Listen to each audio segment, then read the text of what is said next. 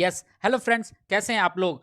आशा करता हूँ आप सब कोई अच्छे होंगे, खुश होंगे और ठंड अभी भी तो बच के रहिएगा और कोरोना से तो बचना ही है, ठीक है? लॉकडाउन खत्म हो गया है फिर भी। तो हम लोग कर रहे थे सीटेट प्रीवियस ईयर पेपर 1 का ईवीएस, ठीक है? तो ईवीएस का मैंने जो ये सेट करवा रहा था, ये सेट है हमारा सितंबर 2014 पेपर 1 है, क्लियर है? भूल जाता हूँ कौन-सा सेट है बार-बार, है ना? तो मेरे पास जो बुकलेट नंबर है, ये बुकलेट नंबर एम है, यदि किसी के पास एम होगा तो आप मिला लीजिएगा आंसर और वैसे मैं पीडीएफ भेज दूँगा इकट्ठे। मैं पहले बता दूँ इकट्ठे भेज दूँगा, पहले आप क्वेश्चन लगाएँगे हम लोग, ठीक है? तो चलिए मैं कुश कुमार स्वागत करता हूँ आप लोगों का आप ही के इस यूट्यूब चैनल में जिसका नाम है आईक्यू अड्डा और एक बात बोलूँगा डिस्क्रिप्शन बॉक्स में मैं सब कुछ डाल दे रहा हूँ। फेसबुक का लिंक जो फेसबुक पर मैंने ग्रुप बनाया आईक्यू अड्डा के नाम पर भी वहाँ जाके आप जॉइन कर सकते हैं। साथ ही साथ इंस्टाग्राम पर भी मैं आ गया, इंस्टाग्राम पर भी वहाँ पर मैं लिंक दे चुका हूँ। वैसे आप जाकर के कुश कुमार 8943 सर्च करिएगा, मैं वहाँ पर मिल जाऊँगा। और इंक्लूड कर दिया मैंने टेलीग्राम का भी ग्रुप बना लिया, वहाँ भी आप जॉइन कर सकते हैं और व्हाट्सएप ग्रुप का भी लिंक मैं दे दूँगा डिस्क्रिप्शन बॉक्स में, वहाँ भी आप जॉइन कर सकते हैं। एक और बात है क्या मैं अब आई आई बटन जो होता है मैं वहाँ भी लगा देता हूँ, यदि आपको कोई और वीडियो इससे रिलेटेड हो या किसी और जीएस, जीके या फिर कॉम्पिटिटिव एग्जाम के, वहाँ पर लगा दूँगा मैं, वहाँ से भी आप जाकर के प्लेलिस्ट में जा सके देख सकते हैं। और जो भी अभी तक क्लास मैंने करवाया है, वो प्लेलिस्ट में जाकर के आप देख लीजिएगा। सीटेट का मैं सोशल स्टडी का प्रीवियस ईयर करवा रहा हूँ डेली और ईवीएस का भी करवा रहा हूँ डेली। 2-2 क्लास चल रहे हैं। टाइमिंग है इसका ईवीएस का टाइमिंग मैं अपलोड कर देता हूँ वीडियो 4:30 बजे और सुबह सोशल स्टडी का चलता है सुबह 7 साढ़े 7 तक। 7 साढ़े 7 क्यों होता है? क्योंकि नेटवर्क का इश्यू रहा तो मैं थोड़ा-सा साइड एरिया में रहता हूँ, ठीक है? टाउन से थोड़ा हटकर, तो यहाँ थोड़ा नेटवर्क का इश्यू हमेशा चलता रहता है। अभी लॉकडाउन में घर आ चुका हूँ मैं, है ना? 6 महीने से मैं इधर ही हूँ, ठीक है? तो चलिए सेशन स्टार्ट करते हैं। तो हमने कहाँ तक पढ़ा था? और चैनल पर यदि आप नए हैं तो चैनल को सब्सक्राइब करके बेल आइकन जरूर दबाइएगा और स्किप मत करिएगा, फिर से रिक्वेस्ट करना हूं, क्योंकि बीच बीच में कोई ऐसा टर्म आता है मैं जरूर एक्सप्लेन करता हूं, तो इसको जरूर देखिएगा, इसलिए स्किप मत करिएगा, ठीक है? और नोट कर लीजिएगा कोई भी इंपॉर्टेंट बात यदि मैं बताता हूँ टॉपिक से रिलेटेड या ऑप्शन से रिलेटेड तो उसे मार्क करते जाइएगा साथ में साथ, क्लियर है? तो हमने किया था क्वेश्चन नंबर 75 तक, आज 76 से हम लोग करेंगे, ठीक है? Question number 76। चलिए पहला क्वेश्चन आज का क्या कहता है, अब स्टार्ट करते हैं। मैं सब कुछ चेक कर लेता हूँ, पेन मेरा ठीक है, कलर भी ठीक ही है, मैं कलर ज़्यादा चेंज नहीं करता हूँ, ठीक है? ताकि आप लोग को पता चल सके, है ना? चलिए आज स्टार्ट करते हैं। आज का पहला क्वेश्चन है, क्वेश्चन नंबर 76 क्या कहता है? ईवीएस ईवीएस का पेपर है सितंबर 2014 का, ठीक है? याद रखिएगा। तो पहला क्वेश्चन आज का कहता है ईवीएस संक्षेपण डैश अर्थ में प्रयुक्त होता है। जो ईवीएस है, एब्रिविएशन जो है ईवीएस का स्टैंड्स फॉर, किस क्या समझाता हमें? इन्वायरमेंटल स्किल समझाता हमें, दूसरा इन्वायरमेंटल साइंस बताता है, इन्वायरमेंटल सोर्स बताता है या इन्वायरमेंटल स्टडी बताता है? जल्दी से इसका आंसर बताइए, क्या कहेगा इसका आंसर? देखिए इसका आंसर होगा simple simple environmental study, option 4 यहाँ पर लिखा हुआ है, क्लियर है? आगे चलते हैं। 77 क्या कहता है? 77 कहता है निम्नलिखित में से कौन सा प्राथमिक स्तर पर पर्यावरण अध्ययन के शिक्षण का उद्देश्य नहीं है? मतलब प्राथमिक स्तर पर, मतलब प्राइमरी स्कूल में ईवीएस होता है 1 to 5, ठीक है? पेपर 1 है हमारा, लेवल 1 है, इतना तो क्लियर आप लोगों को। पूछ रहा है कि पर्यावरण अध्ययन शिक्षण में कौन सा 4 ऑप्शन में, 4 उद्देश्य में कौन सा एक नहीं होना चाहिए, ये आपसे पूछ रहा है, ठीक है? तो देखिए क्या कहता है। पहला कहता है कक्षा कक्ष में होने वाले अधिगम को विद्यालय के बाहर की दुनिया के साथ जोड़ना। हाँ जी, समावेशी शिक्षा हमें और राष्ट्रीय पाठ्यचर्या नीति जो है 2005, एनसीएफ 2005, ये भी हमें कहता है कि आज का सिलेबस ऐसा होना चाहिए कि बच्चों को अपने परिवेश के साथ साथ जो भी टॉपिक पढ़ाया जाए उसको बाहरी दुनिया के साथ जोड़कर उसे दिखा सके, कि इमेजिनरी क्रिएटिव माइंड उसको क्रिएट कर सके, बना सके वो अपना, है ना? क्रिटिकल एनालिसिस भी करने सीखे, वो दुनिया को जोड़ सके अपने रियल लाइफ में। जैसे घर पर पानी पीता है तो बच्चा वो जानेगा तो फैक्ट्री में पानी कैसे होते हैं, नली वाले पानी कैसे होते हैं, यदि तालाब होता है उस वहां पर पानी कैसे गंदे होता है, बारिश के पानी कैसा होता है, सबके बारे में वो जानेगा। तो बाहर की दुनिया से उसे जोड़ना है, यहाँ तक क्लियर है? दूसरा कहता है शिक्षक कक्षा कक्ष में कड़े अनुशासन को सुनिश्चित करे, यही ऑप्शन होना चाहिए, मतलब नहीं में पूछा है, याद रखिएगा। तो ये हमें करना नहीं है भाई, बच्चों को हमें जेल नहीं बनाना है उसे, है ना? जेल में बंद नहीं करना है। तीसरा कहता है बच्चों को बच्चों को प्रश्न पूछने के लिए आवश्यक अभिप्रेरित करना चाहिए, अवश्य अभिप्रेरित करना चाहिए, सही बात है। चौथा कहता है बच्चों को अपने निकटतम परिवेश से परिचय प्राप्त करने के लिए अवश्य अभिप्रेरित करना चाहिए, ये भी बात सही है। तो ऑप्शन नंबर 2 नहीं पूछा था तो क्लियर है, समझा दिया था पहले मैंने, बाकी आपको समझ में आ गया। यहाँ भी वही चुप कह रहा है कि निकटतम परिवेश, जो उसके आजू बाजू जो भी उसके रियल लाइफ के टच में आते हैं, घर हो गया, समाज हो गया, सोसाइटी हो गया, मोहल्ला हो गया, कॉलोनी हो गया, उसके आस पड़ोस वाले हो गए, उसके स्कूल के फ्रेंड हो गए, उसके टीचर्स हो गए, ठीक है? तो सब के बारे में जोड़कर वो देखेगा, क्लियर है ना? और उसको मोटिवेट भी करना है, इंकरेज करना है, ठीक है? कि क्वेश्चंस वगैरह पूछे वगैरह। 78 क्या कहता है? क्वेश्चन बोलता है आंचल अपनी कक्षा 5 में पर्यावरण अध्ययन की कक्षा में अक्सर गहन जांच पड़ताल वाले और कल्पना परक प्रश्न पूछती है, उसके द्वारा इस प्रकार करने का उद्देश्य डैश सुधार करना है। मतलब वो जो एक आंचल नाम की जो लड़की क्लास 5 की है, वो जो भी कोई क्वेश्चन करती है या भी कोई सॉल्यूशन करती है, वो क्या करती है, फ्रिक्वेंटली प्रूव करना करती है, वो प्रूविंग करती है, साथ में साथ इमेजिनेटिव क्वेश्चंस भी अराइज करती है। ऐसा सामने प्रश्न लाती है जिससे वो दिमाग लगा सके, सोच सके, तो वो क्या किस उद्देश्य की ओर वो आगे बढ़ रही है, वो सवाल है। ठीक है, तो पहला कह रहा है आपको ऑब्जर्वेबल स्किल मतलब अवलोकन कौशल को सुधारने में। दूसरा कह रहा है संवेगात्मक कौशल इमोशनल स्किल। तीसरा कहता है चिंतन कौशल थिंकिंग स्किल। और चौथा कहता है बोलने संबंधी कौशल कौशलों में। बोलने संबंधी कौशलों में भाई ये होगा नहीं। ठीक है, तो ऑप्शन 4 मैं आपके लिए एलिमिनेट कर देता हूं। जल्दी से बताइए इसका आंसर क्या होगा। देखिए, 2 नंबर में मैं एलिमिनेट कर देता हूँ, लेकिन यहाँ पर बच रहा आपको ऑब्जर्वेशन स्किल और थिंकिंग स्किल। यहाँ पर बच्चे आप लोग गलती करोगे। याद रखिएगा, क्वेश्चन पे याद रखिए, यहाँ पर इमेजिनरी क्वेश्चन का बात किया है। तो इमेजिनेशन कब आएगा भाई? जब वो आप सोचोगे, चिंतन करोगे, है ना, वही ना थिंकिंग आएगा, इमेजिनेशन आएगा। तो इसका आंसर क्या आ जाएगा? चिंतन कौशल। क्वेश्चन पर ध्यान दीजिए, आपको आंसर मिल जाएगा। 79 क्या कहता है? कक्षा 3 के शिक्षार्थियों को हमारे दोस्त पक्षी प्रकरण पढ़ाते समय नलिनी नीचे दी गई पद्धति का प्रयोग करती करती है। ठीक है, तो एक टॉपिक है, उसमें बता रही है एक शिक्षिका क्लास 3 के बच्चों के, पक्षी हमारे दोस्त हैं, तो कौन कौन से टॉपिक पर, कौन कौन से मुद्दे पर वो बल देगी, ये पूछा गया है। हाँ, ठीक है, चलिए।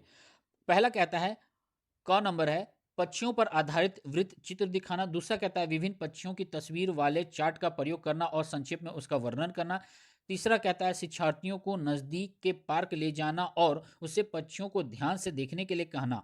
तीन वाक्य आपको दिया। अब नीचे पूछता है नलिनी किस परियोजना के लिए सीखने के विभिन्न उपागमों का प्रयोग कर रही है, वो क्यों ऐसा ऐसा कदम उठा रही है, ऐसा डिसीजन ले रही है।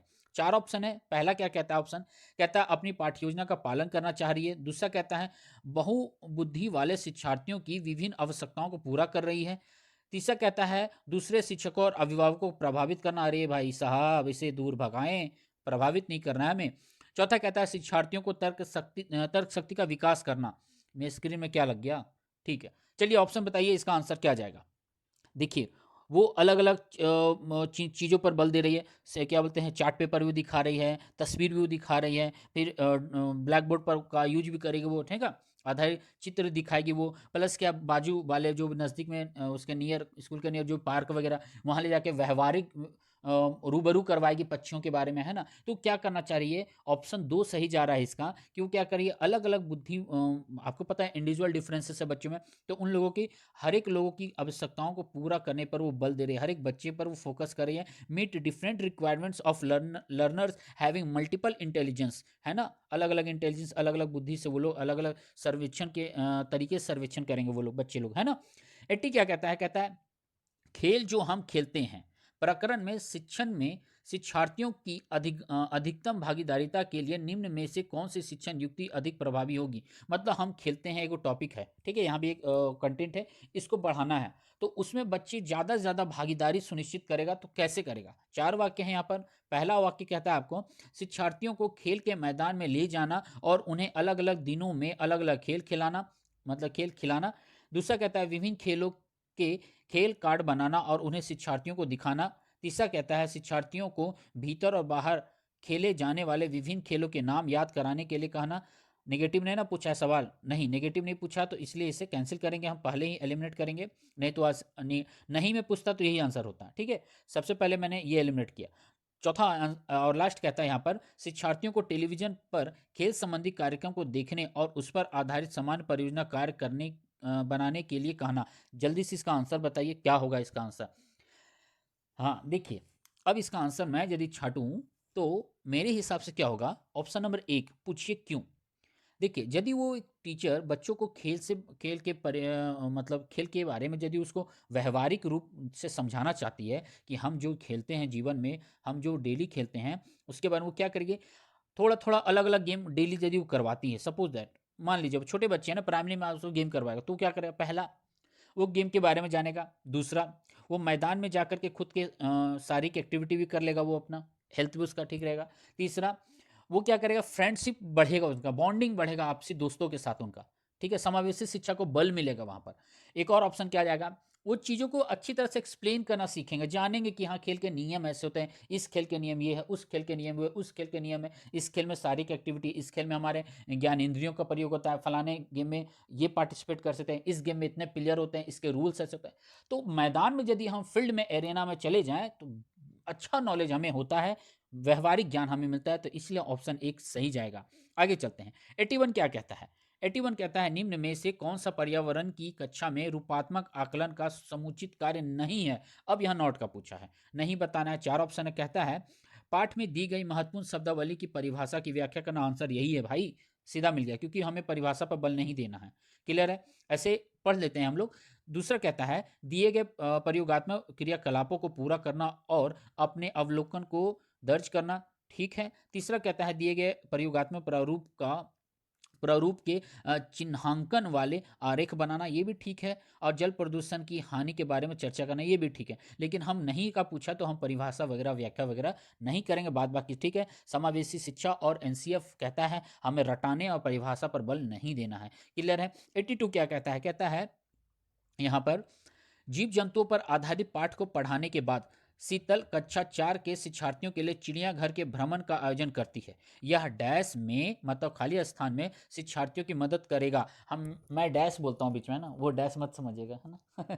ठीक है, चलिए समझने वाले समझ गए होंगे, है ना। ठीक है, तो क्या क्या तो 88 नहीं 82 क्या कहेगा? कुछ कुछ बात दिमाग में आ जाता है सडन, है ना। चलिए, तो पर्यावरण के बारे में, जीव जंतु के बारे में वो क्या करेगा? भ्रमण करवाना चाह रही है, जो आजू बाजू वाले चिड़ियाघर है उसके वहां ले जाना चाहती है बच्चों को। ऐसा क्यों करना चाह रही है? वो जीव जंतुओं के संरक्षण के कौशल के विकास को ये मदद करना चाह रही है। दैनिक समय सारणी की चर्चा में बदलाव, अरे बाबा ये क्यों ऐड करेंगे हम। तीसरा कहता है कक्षा कक्षीय अधिगम को वास्तविक जीवन की परिस्थितियों के साथ जोड़ना, यही आंसर होना चाहिए। ऐसे लास्ट और ऑप्शन कहता है जीव जंतु को पालतू कैसे बनाया जाए, इसके प्रति संवेदनशीलता विकसित करना। हम जीव जंतु को जेल में नहीं बंद करेंगे, है ना। तो ये भी हमारा ऑप्शन कैंसिल होता है। तो 2 और 4 मैंने काट दिया, एलिमिनेट कर दिया है। अब जल्दी से बताइए इसका आंसर क्या होगा। देखिए हम उसको ना मतलब वास्तविक जीवन के साथ, रियल लाइफ के साथ यदि हम उसको जोड़ेंगे, वर्क ऑन हैंड यदि उसके देंगे, तो बच्चे अच्छी तरह से सीख पाएंगे, जान पाएंगे, व्यवहारिक ज्ञान वो ग्रहण कर पाएंगे, है ना। एसिमुलेट कर पाएंगे वो चीज़ों के साथ। फिर एकोमोडेशन होगा, इक्विलिब्रेशन, सब कुछ आपको पता होगा, है ना। ये कहाँ पर मिलेगा? इसमें मैंने अभी वर्ड यूज किया, पियाजे के एलिमेंट्स में, याद है ना। मैच्योरेशन, इक्विलिब्रेशन, बात समझ में आ रहा है? 4 एलिमेंट दिए थे उन्होंने, ठीक है। स्टेज तो अलग उनका था, है ना। सेंसरी मोटर, प्री प्रोफेशनल है, कॉन्क्रीट और फॉर्मल हो गया, वो 4 स्टेप अलग था। चलिए आगे चलते हैं। 83 क्या कहता है? 83 कहता है शालिनी कक्षा 5 के शिक्षार्थियों को पोषण पर आधारित प्रकरण से परिचित कराना चाहती है। उन्हें क्या करेगी वो? श्याम पट पर पाचन तंत्र का आरेख बनाना चाहती है, ठीक है। पोषक तत्वों से भरपूर विभिन्न प्रकार के भोजन के उदाहरण देना चाहती है, मैंने ऐड कर दिया, ठीक है। चाहिए मतलब चाहिए, ठीक है, वही चीज़ चाहती है ना। टीचर है ना, ठीक है। तीसरा कहता है विभिन्न प्रकार के भोजन को प्रदर्शित करने वाले चार्ट का प्रयोग करना चाहती है या चाहिए, ठीक है। और फोर्थ कहता है शिक्षार्थियों को कहना चाहिए कि वे अपने अपने टिफिन बॉक्स खोले, उसके तत्व का अवलोकन करें और उसके बाद उन्हें व्याख्या करनी चाहिए। यही आंसर जाएगा, क्योंकि पोषण के बारे में वो अच्छी तरह से कब जानेंगे? हर बच्चे अलग अलग टिफिन निकालेंगे, तो अलग अलग तरीके से भोजन मिलेंगे वहाँ पर। तो भोजन के प्रकार मिलेंगे, उसके अलग अलग विटामिन मिलेंगे, उसके यूजेस मिलेंगे। ये सब्जी किसके लिए यूज होता है, ये रोटी किसके लिए यूज होता है, हमें क्या खाना चाहिए, क्या नहीं खाना चाहिए, जंक फूड खाना चाहिए या नहीं खाना चाहिए। कुछ बच्चे ब्रेड लाएंगे, कुछ लोग चाउमीन वगैरह भी ले आते हैं, नूडल्स वगैरह ले आते हैं ना, वो नहीं खाना चाहिए हमें ज़्यादा। क्या हेल्थ है उसके बारे में, क्या इफेक्ट पड़ेगा, सब कुछ डिटेल वो छाट कर उसका पोस्टमार्टम करके रख देगी वो, है ना। बात समझ में आ गया? तो 83 का 4 सही है।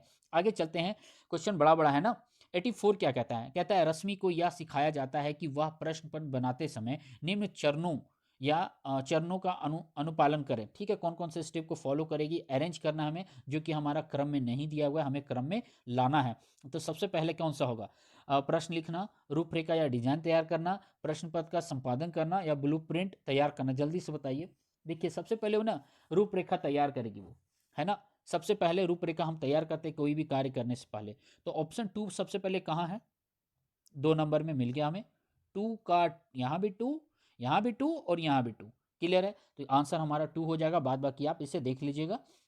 आगे चलते हैं। 85 क्या कहता है? 85 कहता है हरप्रीत अपने शिक्षार्थियों को यह सुझाव देना चाहती है कि पर्यावरण संरक्षण के लिए किस प्रकार एक व्यक्ति सबसे अच्छे संभावित तरीके से अपना योगदान दे सकता है, उसका सबसे बेहतर सुझाव हो सकता है। क्या बेहतर सुझाव होगा? मतलब एक हरप्रीत नाम की हरप्रीत अपने शिक्षार्थियों को, हाँ, हरप्रीत नाम की एक टीचर है, वो क्या करे अपने स्टूडेंट्स लोग को बता रही है कि पर्यावरण संरक्षण हमें करना है, तो कौन सा स्टेप सबसे बेहतर होगा हमारे लिए?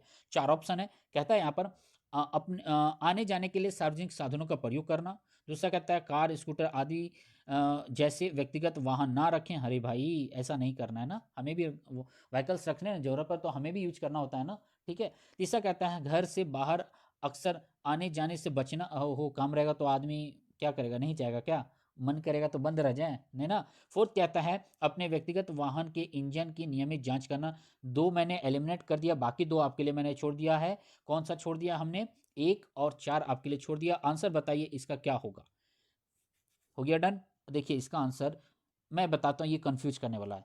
मैं खुद पढ़ा हूँ, जब आप एयर पोल्यूशन के बारे में जब आप कंटेंट पढ़िएगा ना उसका, तो उसमें एक कंटेंट ये भी आता है कि नियमित रूप से अपने गाड़ियों की जांच करवाएं, ईंधन की ग्रीस की रिपेयरिंग करवाएं, सर्विसिंग करवाएं। क्यों बोलते हैं हम लोग? ताकि वो पोल्यूशन ना बनाए, ठीक है। तो ऑप्शन 4 सही है, एकदम सही है, गलत नहीं है, सही है। लेकिन सबसे बेहतर हमें क्या देखना है? पब्लिक ट्रांसपोर्ट का यूज करेंगे हम लोग। क्यों? देखिए, मान लीजिए सपोज दैट 10 व्यक्ति है हमारे पास, 2 3 4 5 6 7 8 9 10, ठीक है। अब 10 लोग अपने अपने व्हीकल निकालेंगे, ठीक है, सबको अपने अपने गाड़ी से जाएंगे, तो यहाँ पर 10 यूनिट पॉल्यूशन हमारा होगा। कितना? 10 यूनिट पॉल्यूशन होगा। क्लियर है? लेकिन यदि हम कोई एक बस में बैठ करके अपने स्कूल ऑफिस जाएं, तो व्हीकल यहाँ पर कितना है? एक ही है, बस होगा, और इसमें हम 10 लोग लोड हो सकते हैं, बैठ सकते हैं। अब ये कितना यूनिट पॉल्यूशन देगा हमें? बताइए। 1 यूनिट। चलिए डबल में कर दूं, एक और ऐड कर दूं, 3 यूनिट। तो अब सोचिए, जहां 10 यूनिट पॉल्यूशन हो रहा था, अब ये 3 यूनिट पॉल्यूशन होगा ना। तो बेटर कौन है? बेटर हमारा यही है ना, है ना। तो इसलिए आंसर 1 सही जाएगा। बेस्ट हमें देखना है, लेकिन 4 भी सही है, याद रखिएगा, है ना। हमें सर्विसिंग वगैरह गाड़ी करानी चाहिए। 86 क्या कहता है? कक्षा 5 के शिक्षार्थियों में जिज्ञासा जागृत करने का निम्न में सबसे सबसे प्रभावी तरीका क्या है भाई? अधिक हस्तपरक अनुभव प्रदान करना, लिखित कार्य में उन्हें अधिक अभ्यास देना, अक्सर इकाई परीक्षाओं का आयोजन करना। नहीं जी, इसे कैंसिल करेंगे। गहन जांच परक और कल्पना परक प्रश्न पूछना। हाँ जी, सबसे प्रभावी तरीका उसका जिज्ञासा जागृत करने के लिए क्या है? हम उसे ऐसे क्वेश्चंस देंगे, ऐसे वर्क देंगे, ऐसे प्रोजेक्ट जिसमें वो जांच भी करे और अपने थिंकिंग स्किल, क्रिएटिव माइंड भी दौड़ा सके, वो है इमेजिनेटिव क्वेश्चंस को पुटअप कर सके। वो समझ में आ रहा है? आंसर क्या जाएगा? 4 जाएगा। क्लियर है? आगे मैं बढ़ूं, ठीक है। 87 क्या कहता है? कहता है यदि यदि 1 महीने के लिए बिजली ना हो तो हमारा जीवन किस प्रकार प्रभावित होगा? ये प्रश्न पूछने का उद्देश्य क्या है? पहला कहता है समुचित तरीके से बिजली का प्रयोग करने के प्रति शिक्षार्थियों को संवेदनशील बनाना। यार, संवेदनशील तो नहीं बनाएंगे हम उसे, ठीक है, लेकिन देखते हैं क्या कहता है आगे। बिजली के स्रोत के बारे में शिक्षार्थियों का आकलन करना, ठीक है। तीसरा कहता है शिक्षार्थियों के कल्पना परक और चिंतन परक कौशल का विकास करना, यही आंसर होना चाहिए। और फोर्थ कहता है शिक्षार्थियों की सामान्य जानकारी का आकलन करना।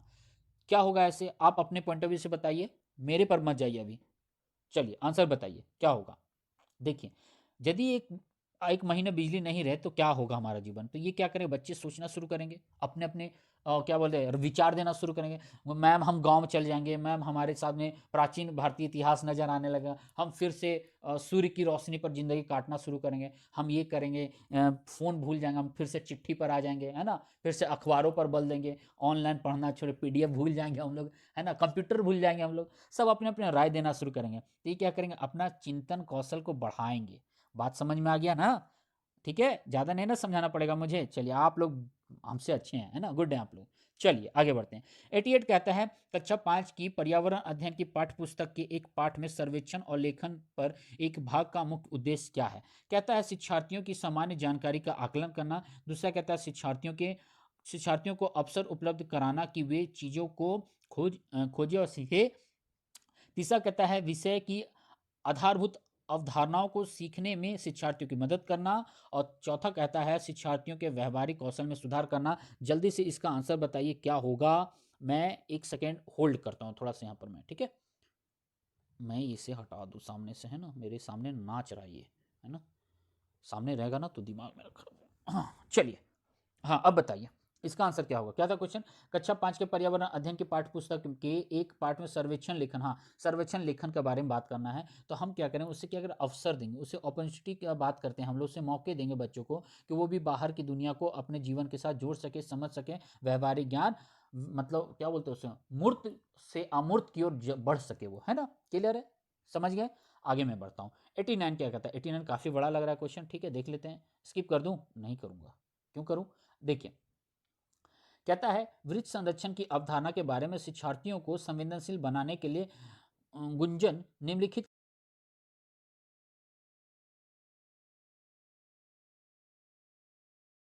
शिक्षिका है, ठीक है, शिक्षार्थियों को, हाँ शिक्षिका है ये, ठीक है, तो क्या करेंगे? का नंबर, प्रत्येक शिक्षार्थियों को इस बात के लिए प्रोत्साहित करना कि वे एक एक वृक्ष को अपनाएं और उसकी देखभाल करें, एकदम राइट है। दूसरा कहता है वन संरक्षण पर वाद विवाद प्रतियोगिता का आयोजन करना, ठीक है। तीसरा कहता है वृक्षों पर आधारित पोस्टर निर्माण संबंधी प्रतियोगिता का आयोजन करना। चौथा कहता है शिक्षार्थियों को कटी लकड़ियों के भंडार दिखाना। अब पूछ रहा है वांछित उद्देश्यों को प्राप्त करने में ऊपर दी गई गतिविधियों में से कौन सी सबसे कम प्रभावी है? देखो भाई, पहला वाला तो ठीक था, हम उसे मोटिवेट करेंगे, उसकी वृक्ष लगाओ, क्लियर है। दूसरा कहता है वन संरक्षण के बारे में वाद विवाद डिस्कशन करेंगे हम उसमें, है ना, ऑर्गेनाइज करेंगे, ठीक है, डिबेट करेंगे, बच्चे खोद खोद के बाहर निकालेंगे पॉइंट को, और ये भी ठीक है। तीसरा कह रहा है क्या, organising a poster making competition on tree, ठीक है ये भी, लेकिन भाई लकड़ी का कटा हुआ हम उसे दिखा देंगे, उसको क्या समझा पाएंगे हम लोग? अब बात बाकी, ठीक है, तो ये ऑप्शन 4 वीक लग रहा है थोड़ा, है ना, वो भी ठीक है, हम बताएंगे उसको दिखा करके, देखो लकड़ी काट दिया जाता है, पेड़ इतने हो जा रहे हैं, इससे कमी हो रहा है, ये सारे लकड़ियां हम कह सकते हैं। बट क्वेश्चन के अकॉर्डिंग ये थोड़ा वीक लग रहा है ऑप्शन, इसलिए हम इसी को इलेक्ट करेंगे, सॉरी सेलेक्ट करेंगे, इलेक्ट नहीं करेंगे, ठीक है, सेलेक्ट करेंगे। तो ऑप्शन क्या रहेगा? भ 4D। समझ में आ गया? मार्क करने की जरूरत नहीं ना है, कर लेता हूँ, लो मैं कर दिया, ये लीजिए, ठीक है। चलिए आज का आखिरी क्वेश्चन कहता है कक्षा 5 में शिक्षार्थियों को यदि हम समाप्त हो जाएं, पाठ पढ़ाने के बाद शिला प्रकरण के बारे में शिक्षार्थियों की समझ के स्तर के बारे में जानने के लिए एक परीक्षण प्रसारित करती है। मतलब एक टॉपिक है, नोटिस कर रहे हैं क्वेश्चन कैसा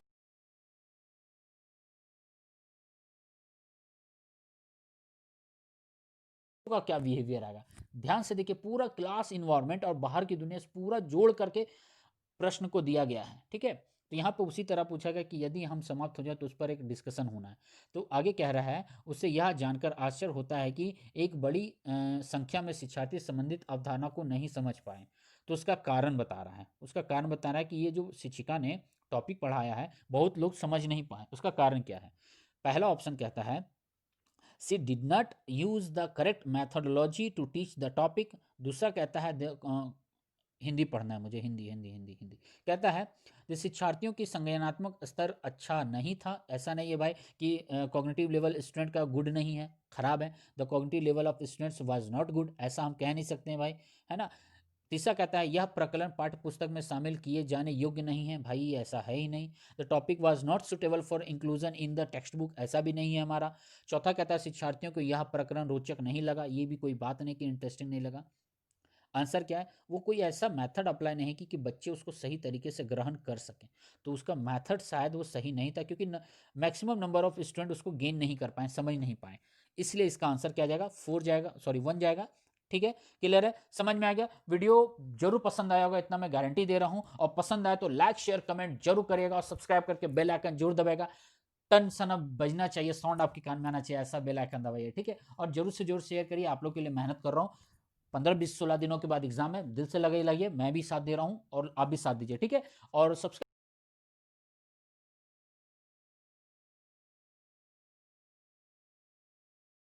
मुझे बहुत पसंद आया आज का जो सेट है ये, है ना, सही क्वेश्चन दिया था, इस लेवल का ना सही है। बताओ, आपको भी दिमाग दौड़ाना है, टीचर एज ए टीचर के पॉइंट ऑफ व्यू से भी और बच्चों के पॉइंट ऑफ व्यू से, ऐसा क्वेश्चन बना था। सेट मुझे बहुत पसंद आया, ये सितंबर 2014 का था, है ना। चलिए क्वेश्चन को मैं हमेशा रखूंगा पास में, अच्छे क्वेश्चन था ये, कभी रिवीजन के लिए काम आएगा, ठीक है। चलिए थैंक यू वेरी मच, घर पर रहिए, सुरक्षित रहिए, बड़ों से सवाल देते रहिए, छोटों को प्यार देते रहिएगा।